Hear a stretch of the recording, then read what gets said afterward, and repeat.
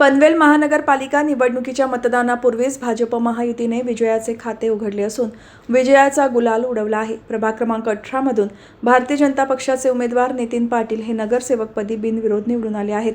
या ऐतिहासिक विजयानंतर नितीन पाटील यांनी माजी खासदार लोकनेते रामशेठ ठाकूर यांची भेट घेऊन त्यांचे आशीर्वाद घेतले।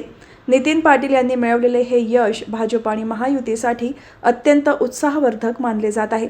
या भेटीदरम्यान लोकनेते रामशेठ ठाकूर यांनी नितीन पाटील यांचे पुष्पगुच्छ देऊन विशेष अभिनंदन केले आणि त्यांच्या पुढील यशस्वी राजकीय वाटचालीसाठी शुभेच्छा दिल्या।